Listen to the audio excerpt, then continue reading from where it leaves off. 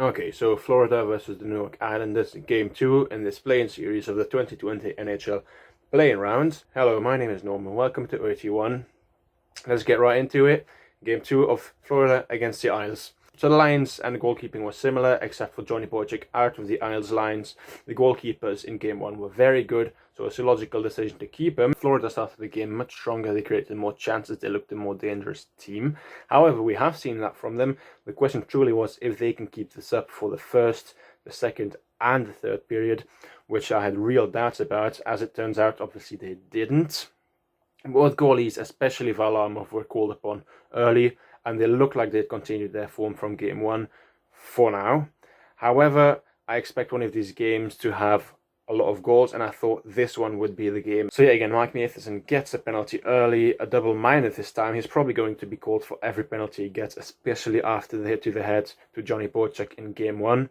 And as it turns out, he would indeed get called for every misstep that he made, getting 6 minutes in the box in the first period, more than he actually had on the ice. After a few decent minutes, Florida took the lead through a Mike Hoffman goal, which is probably exactly what they wanted, but I wasn't convinced that Florida would be able to keep the lead for a prolonged period of times and perhaps even extend the lead. I thought Bobrovsky perhaps would have a howler here or there, but he made sure I ate my words, and he had a very strong start for him, and I was excited to see if he could keep this up. The first ended with the Isles outplaying and outshooting the Panthers, and with the shots 12-7 in favour of the Isles, it certainly was a promising sign for the second period to come. So the second started with the Isles flying high, and the Panthers looked like the Panthers of old, giving away many chances, giving away the puck a lot, not taking them back a lot. And they were very sloppy in the run-out, heavily on Bobrovsky to keep them in the game and retain the lead. But no line, defensive or offensive, was really able to create something or to get anything going, which they'll definitely need in order to do anything in this series, certainly being 2-0 down at this point. The Isles definitely deserved to get that tying goal. They did get it.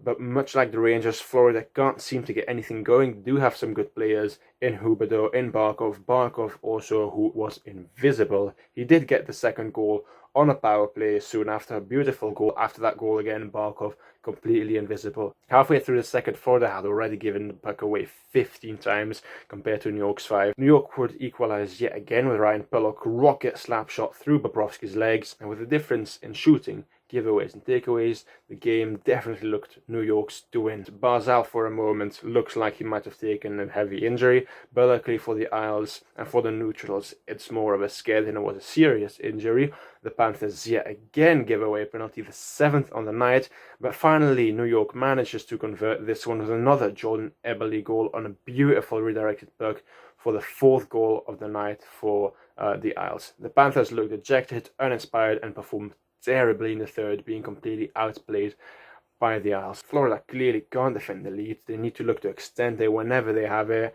or it'll be a quick exit for them. They can't defend slim margins like they did, but to extend it, they'll need their big guys to step up. We look at Barkov, we look at Huberdeau, we look at Mike Hoffman, who all probably have underperformed so far. Panthers don't create many chances. At times they look soft, they look like they don't have a plan. They take bad penalties. There's no tiring New York out. They rush forward and they hope for the best, a bit of magic from someone, but they just lose the puck, and rather than wait for the opportune moment and frustrate the Islanders, they get frustrated, which obviously has a toll on their hockey and therefore lose the game. The giveaways are in line with that, and yet again there's only so many giveaways you can get away with before it comes back to bite you. They rely too heavily on Bobrovsky to bail them out. Bobrovsky's luck clearly ran out. Huberdeau got a goal in Game 1. He got an assist on Mike Hoffman's goal, but I think everyone expected much more of him. Barkov again before the goal was disappointing. Afterwards, equally as disappointing. New York definitely looked more solid and the better team in general, although Florida had some flashes of brilliance. They had some moments where they looked really good. New York outshot Florida. They awaited their chances more. They did not rush forward on all occasions, and when they did, they looked very dangerous. They looked like they had a plan.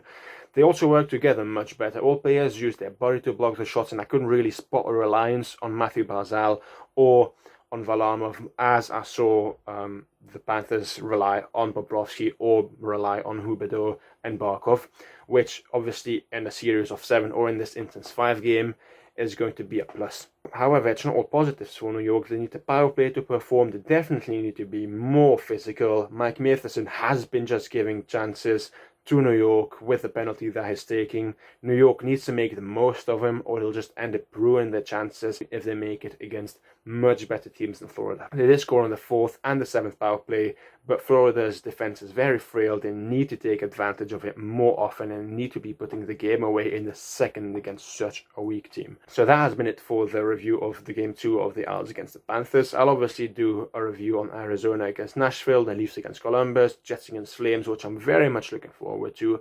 My name has been Norman, and I thank you very much for watching OT1.